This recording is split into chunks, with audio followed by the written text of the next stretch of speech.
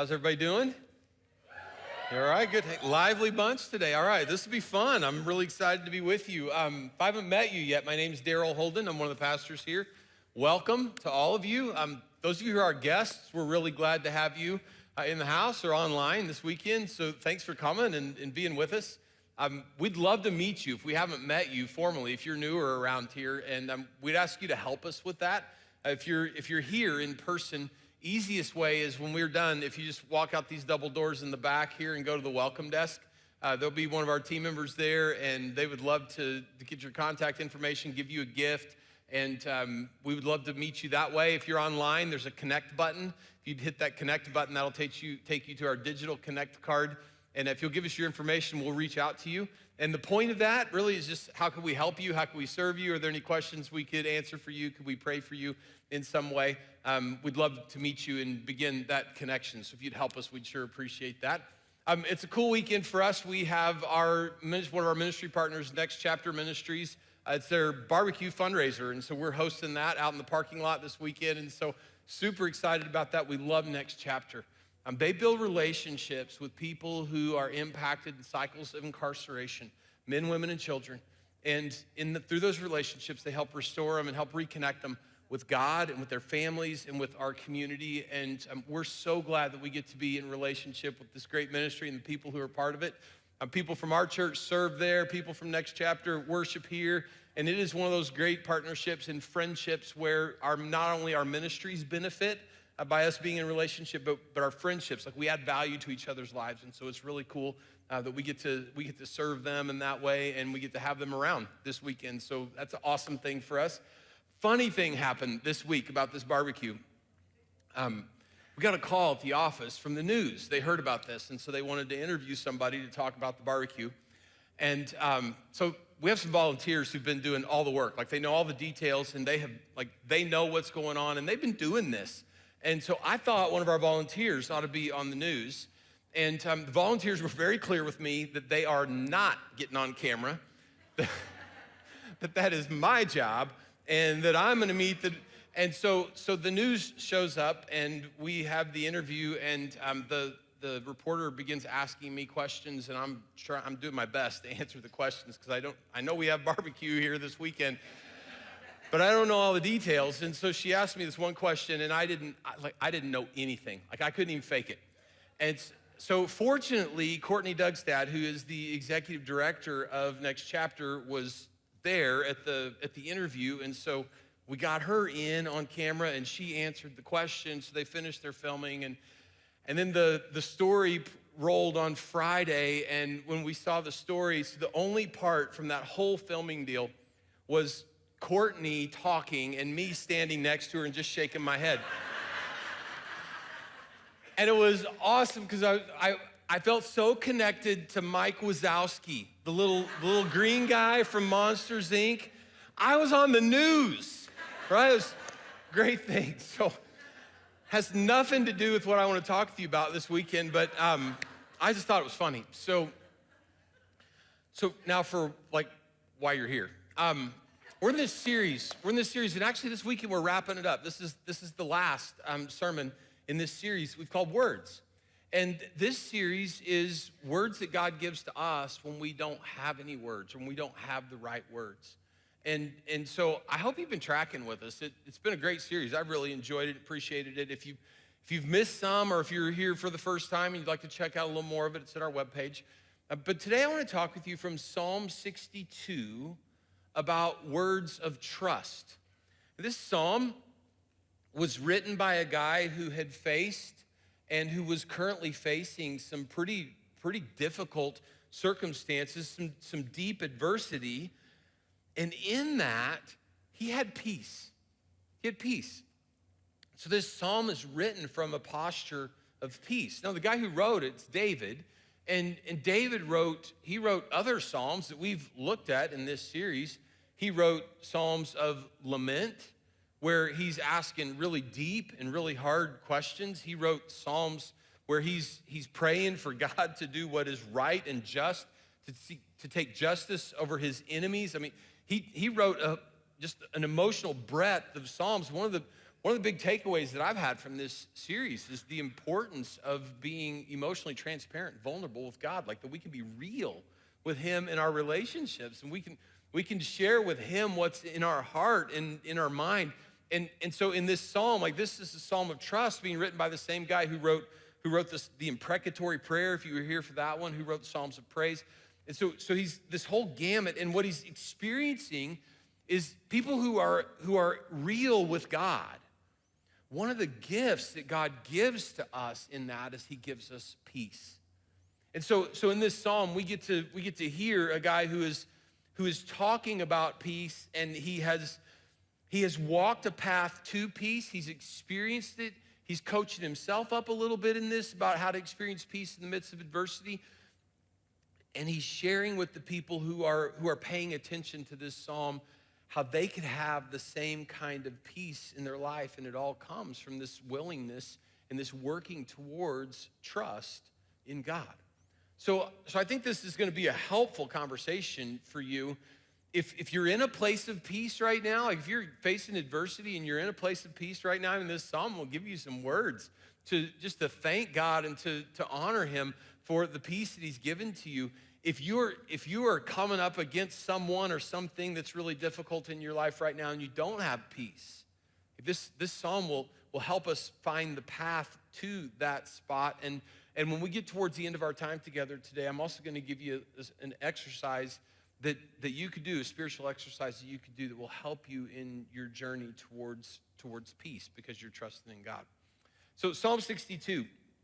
So if you have somebody in your life like this, I do. Do you have somebody in your life that like they'll start talking to you, but it's really obvious that they've already started the conversation in their head?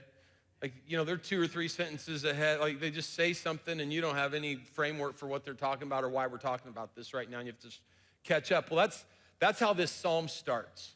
This psalm starts like the psalmist has got something in his mind, and he just jumps in, and if we just jump into the first verse with him, we're going to be trying to figure out and catch up. So what he does for us is he finishes the psalm with what was in his mind before he started writing at the beginning. So what I'd like to do, just for clarity for us, and so we know what's up in this, is I would like to start with us at the end of this psalm. Psalm 62 has 12 verses, so we can make our way through most of them. And so we're just going to jump in at the very end here so we know why the psalmist is experiencing peace and his trust that he has in God. So he wraps it all up. He says this: one thing God has spoken, 2 things I have heard. So that's just ancient wisdom phraseology there.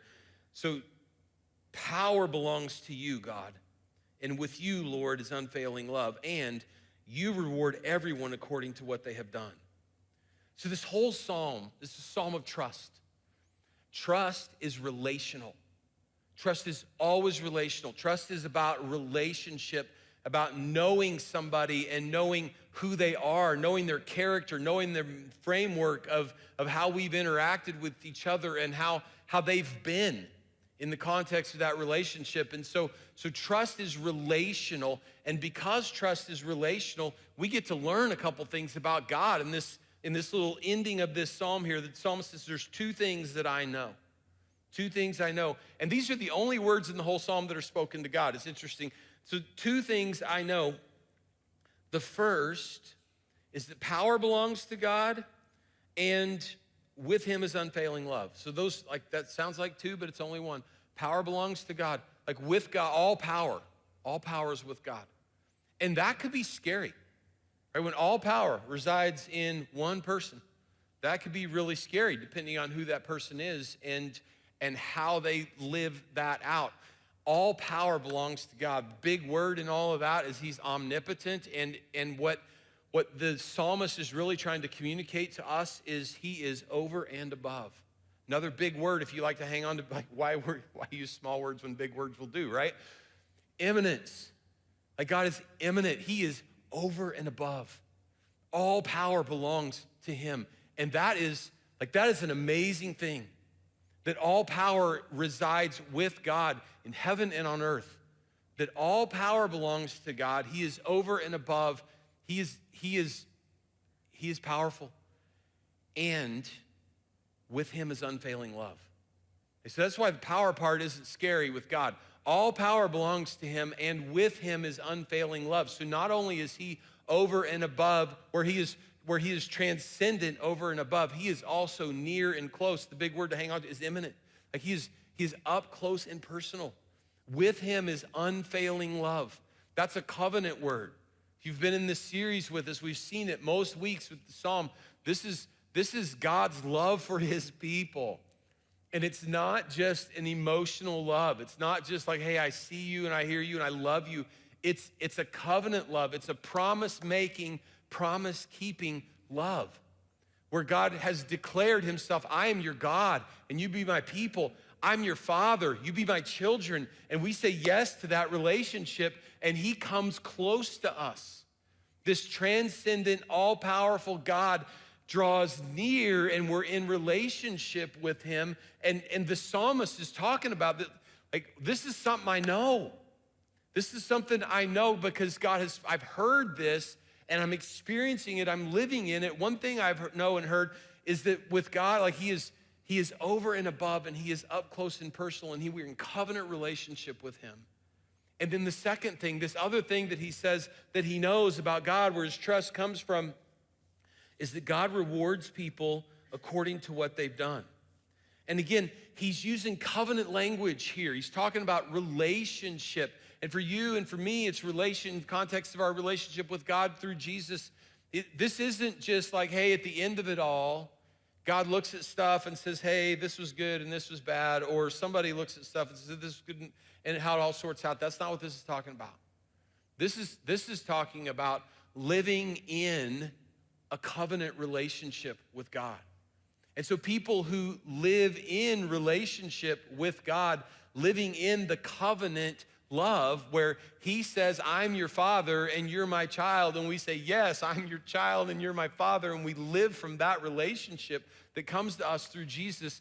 The people who live in that relationship with God, like, they get rewarded and they get blessed. And the people who don't want to live in that relationship, who want to live some other way, like, they get what they get. But God, the transcendent, all-powerful God who comes close in his covenant love for us, he rewards and blesses the people who live in relationship with him. And so this is what the psalmist has in mind. He knows this. It's been spoken to him, and he has heard it, and he has assimilated it, and he has lived in and through difficulty and found this to be true. And now he's living in another set of difficulties, another bunch of adversity, and he writes the psalm from this posture of God, I know you, I know who you are, and I know what you're like. And since I know who you are and I know what you're like, if we go to the top of the psalm, Psalm 62, verses 1 and 2, he says, truly, my soul finds rest in God.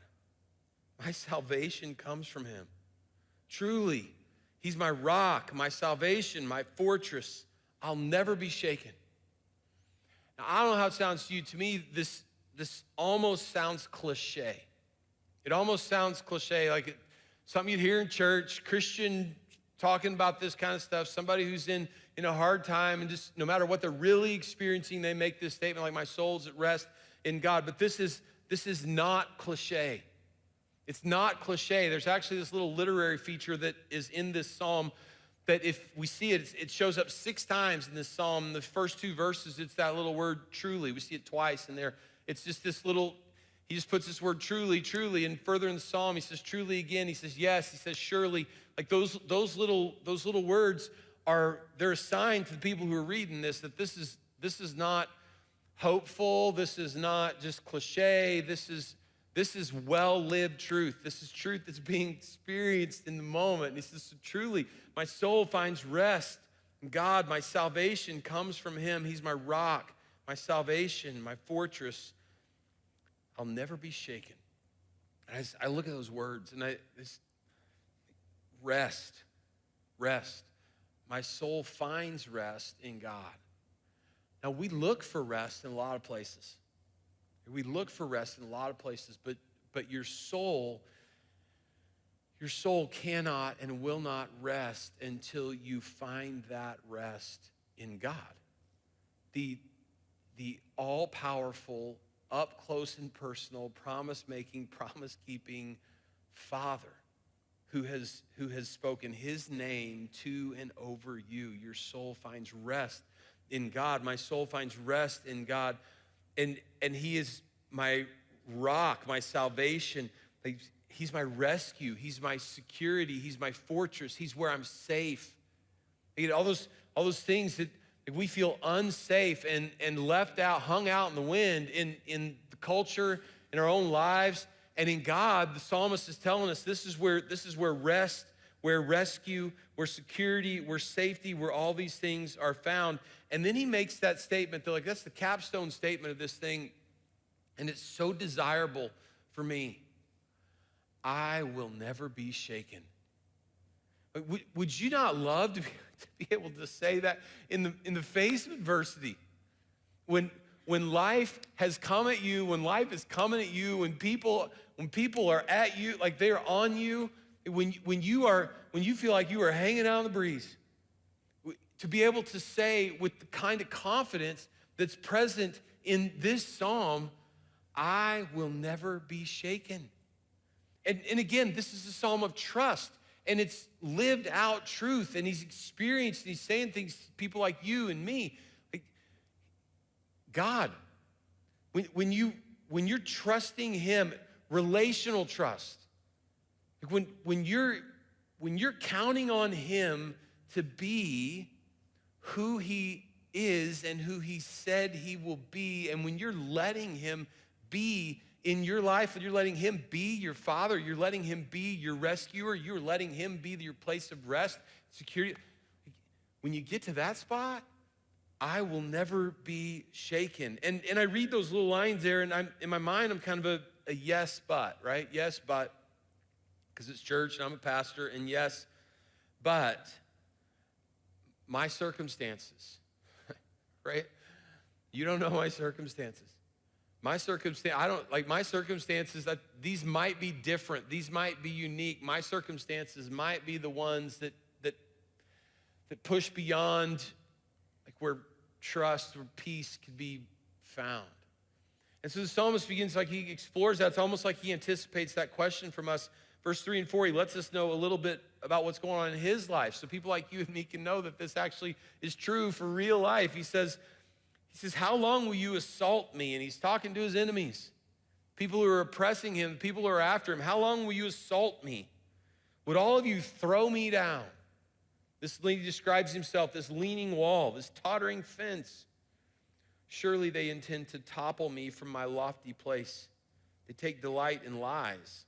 With their mouths they bless, but in their hearts they curse. Man, I just think that's a great image of a tottering wall. A leaning fence. I mean, I've felt that way. Have you felt that way? When you're just up against it and life's up against you.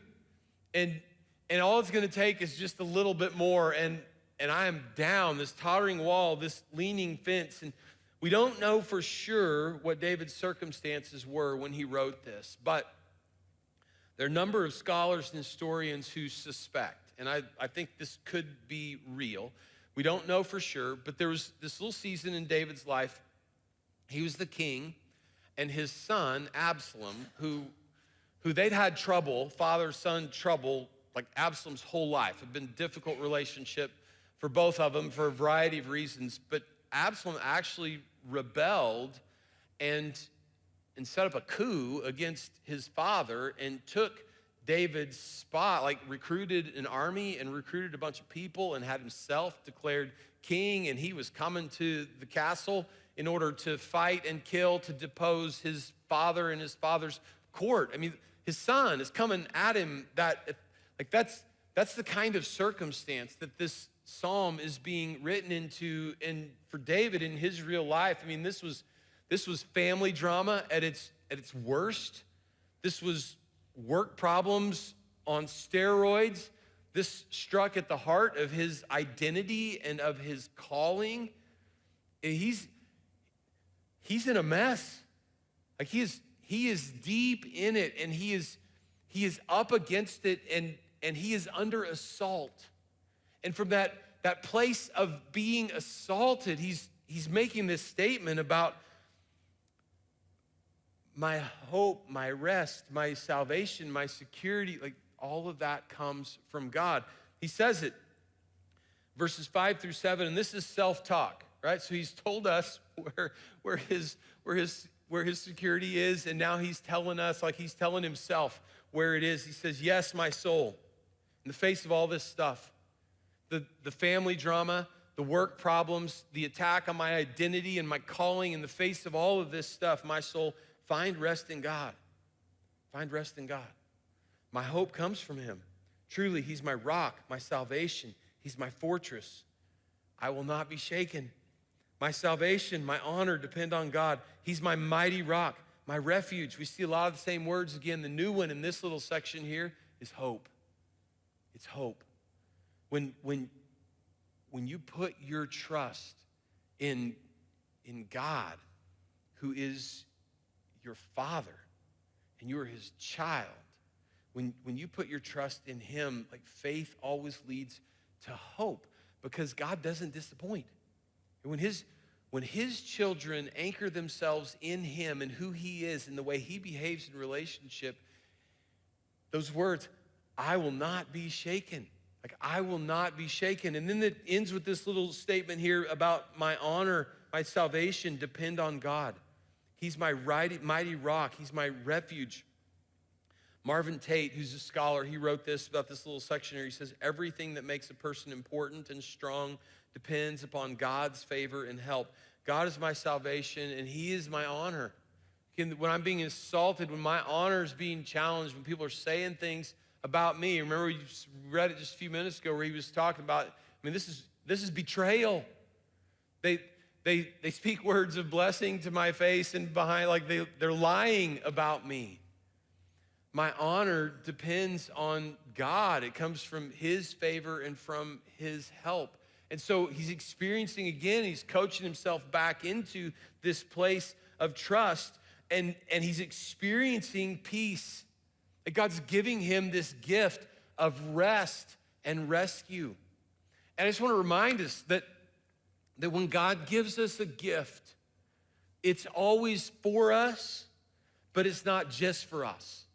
He gives us gifts. He gives gifts to his children to be used in the lives of the people who are around them. He gives you gifts that are for you, but they're also for the people who are in your circles of influence. And so this gift of rest and rescue, the psalmist has received it, and now he's turning outwardly, and he's offering hope to the people who are around him. Verse 8, he looks at the people around, he says, trust in him at all times, you people.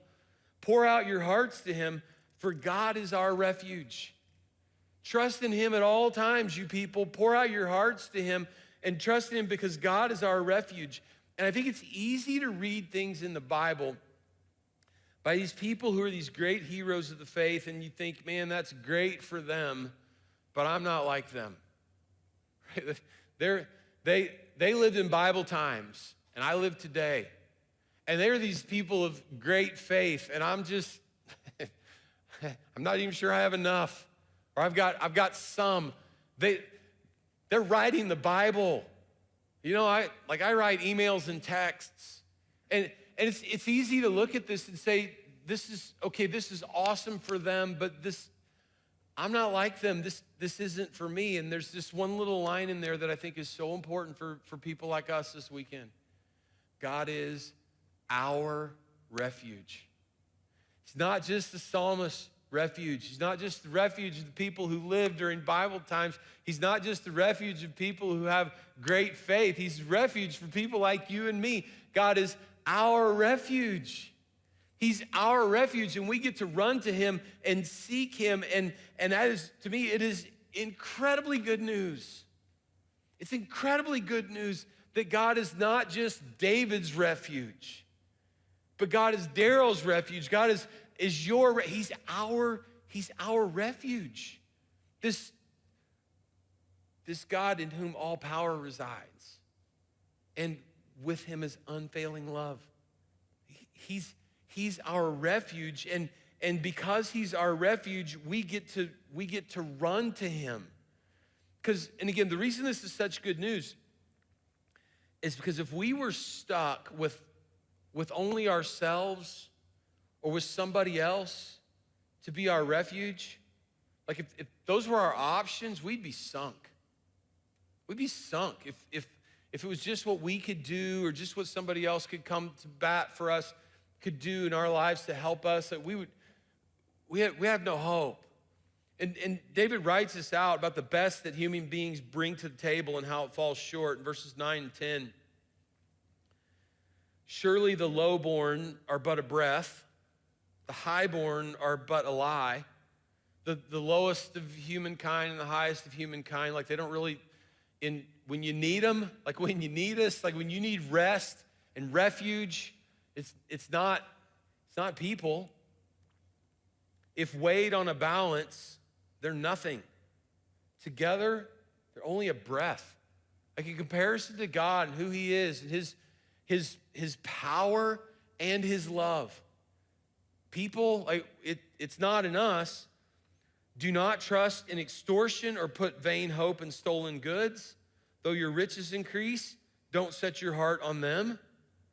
And what I really appreciate about this little section of this psalm, it's like it's written for us. It's written to today. It's written to lies that we believe. Here are 3 great lies that are told in our culture. When you are up against it and when you are facing it, there are these lies that we hear. The first lie is that, okay, I have what it takes.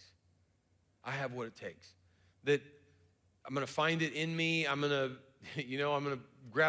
pull up my bootstraps, put on my big boy pants. Like I have what it takes to lean into this and to make it through. The adversity is on me. I feel like I'm a wobbling wall, rusty fence, but all right, I'm gonna be strong and I'm gonna be solid. I have what it takes. That is a lie. You and I do not have what it takes. On our own, we do not have what it takes to stand in the face of adversity, to find the rest and the rescue that we're looking for in our lives. We do not have what it takes all by ourselves. The lowborn are just a breath, the highborn a lie. Put them all in a balance. That includes you and me. Put all of us together on the balance, and we don't weigh anything. And so there's that lie, and my allies will rescue me. Okay, maybe I don't have what it takes, but I have this person over here that they're an expert in these things. So I'm looking to them for rescue, and they'll rescue me. And we all need people in our lives. This is not against having people in our lives. This is about who do you trust? And where are you looking for rest and for rescue in your life? Who do you trust? If you're trusting another person, if you think there's somebody or a group of somebody out there who, if I could just get them on my side, if they would come to bat for me, if I could get them on board, then, right? It's a lie. It's a lie. They don't have what it takes either. Like you don't have what it takes, and I don't have what it takes, and our allies don't have what it takes. And then the last one, he talks about my bank account. Keep me safe. You don't put your trust in riches, because the money won't do it either. Different spot in the Bible talks about how we are like we do. We put trust in money, and how money sprouts wings and flies away. In days of danger and face of adversity, money sprouts wings and flies away. And so we believe these lies. These are the places that we naturally turn to. We drift towards these things as the place we look. Remember, we look for rest. Our soul looks for rest in a lot of places. Our soul looks for help in a lot of places. And every place but God disappoints. My soul finds rest in God. And so we have these lies, and when everything around us is shaking, remember this. Remember what the psalmist told us about God. Power belongs to you, God. And with you, Lord, is unfailing love. When everything around you is shaking, when you are under attack, when you need help, when you need rest, and when you need rescue, power belongs to you, God, and with you is unfailing love. So let me share with you this. I hope it's really practical for you. It'll take some time, and it won't be easy, but it's not difficult. All right, let me just share this little exercise with you. These are words of trust. And where this little exercise comes from, if you remember back with me we looked at verse 8. It's when the psalmist, he's received the gift of peace and rest, and he's sharing it with us. And he says, trust in God, all you people. His little line said, pour out your heart to him. Trust in God, and the way that you demonstrate that is to pour out your heart to him. So here's a way to do that. So you find a time and a space. Like you got to give yourself some time and some space where it can be you and God. And get a pen and a piece of paper. Right? So this is just a little journaling exercise. And this little journaling exercise, I think there's a path to peace for us. So just start by writing out verse 1 of this psalm. My soul finds rest in God. Like surely my soul finds rest in God. So just write out verse 1. And then write out before the Lord, like we're just pouring our heart out to him. What has you feeling shaken? What has you feeling shaken? That description of a wobbly wall, like what has you feeling like that? And this is where you get to be you. If you're a bullet point person, like just bullet point it. If you're a long sentences person, write them out. If you're a picture person, draw a picture. This is you. You get to be you. This is your time with your Heavenly Father, and you're just pouring out your heart to him. So verse 1, and then what has you feeling shaken? And then write out verses 5 and 6, which is that little bit of self-talk. Yes, my soul, find rest in God, right? So write those verses out for yourself there. Truly, he's my rock, my salvation. He's my fortress. And remind yourself, I'm pouring out I will not be shaken. I'll not be shaken. Write out verse 5 and 6. And then you could write out what lies you're believing. So we talked about 3 big ones. That I have what it takes, that my allies will help me, that money's going to see me through this. There are other lies. So what lies are you believing in this situation that has you shaken?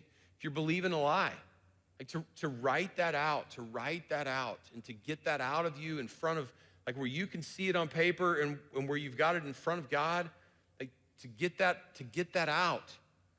Honesty, openness, transparency, vulnerability with God, and get that in front of him. What lies are you believing? And then wrap all that up by writing out verses 11 and 12, which is where the psalmist lands with this whole thing. Power belongs to you, God, with you is unfailing love. And because of who you are, like I'm going to be good. Because of who you are, I'm going to be good. And you could just, if you want to write it across the top, you want to write it across the bottom, you want to write it in the margins, I will not be shaken. I will not be shaken because with you, Lord, is power, and with you is unfailing love. And when you lay all this out before the Lord, he will speak into and he will speak over the circumstances that are going on in your life. And who knows what happens with those circumstances, but what people like you and me who will pour out our heart to God, what we get to experience in our lives is peace. With you, God, is unfailing love, and with you is power, and you reward everyone according to what they have done. So it's a beautiful statement about who God is, and a statement of trust. Trust is relational. He is always faithful. He is always consistent to be who he is in his relationship with you. He will always be immanent, over and above, all-powerful, and he will always be near with his unfailing love, and you can enter into his rest. And we want to experience that. So could I pray that for you, for us? Would you guys bow your head and close your eyes with me? So Lord, we want to say thank you for your great power. We just honor you for that with you is all power. And that because of that, we actually can be safe. We don't have to be scared. We don't have to be worried. We don't have to feel exposed, because with you is all power, and with you is unfailing love. You draw near, and you make yourself available, and you keep your promises. And so people like us can say with great degree of confidence that we will not be shaken. And so I pray for myself, I pray for my friends who are up against it right now, that the circumstances of our life are pushing in on us, or there are things or there are people who are pressing against us, and we identify with that wobbly wall. It feels like if there's just a little bit more push, we're gonna fall. May we find rest and may we find rescue in you. Would you draw us to pour out our heart to you? Would you remind us and would you convince us that you're safe? That we can say to you what's on our heart, what's in our mind, what's going on in our lives. We can invite you into all of that. And as we pour out our hearts to you, would you continue to give to your people? I will not be shaken because you, Lord, are our refuge too. And Jesus, all of this comes to us through you, and we're really grateful. And so we love you, and we pray these things in your name. Amen. Thank you guys for being here. It's been awesome to be with you. If you need somebody to pray with you about stuff that's going on in your life, we'll have prayer team members down here at the front. It's a great privilege to pray with you. If you're online, just click the prayer button, and that'll get you to our prayer team. And again, we'll be in touch with you. We'd love to pray for you that way as well. God bless you guys. Have a great weekend. I love you. We'll see you next week.